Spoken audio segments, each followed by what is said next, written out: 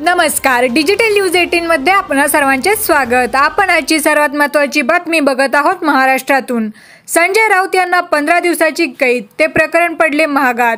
Mega cricket Somaiya यांनी दाखल केलेल्या अब्रू नुकसानीच्या खटल्यात शिवसेना उद्धव ठाकरे यांच्या शिवसेनेचे खासदार संजय राऊत यांना 15 दिवसाची कैदीची शिक्षा सुनावण्यात आली आहे।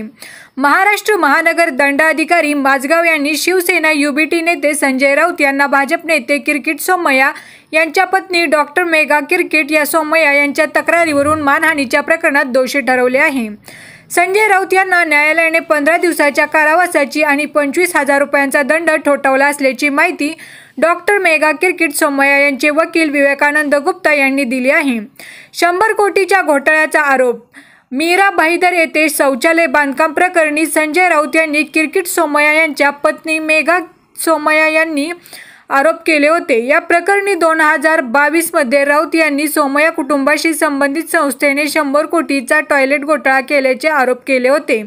यानंतर डॉक्टर मेगा क्रिकेट सोमय्या यांनी न्यायालयात धाव घेत संजय राऊत यांच्या विरोधात अब्रू नुकसानीचा दावा दाखल केला होता।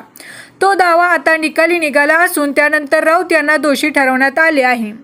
धन्यवाद। महाराष्ट्रात चाललेल्या अशाच न्यूज बघण्यासाठी डिजिटल न्यूज 18 ला सबस्क्राइब करायला विसरू नका।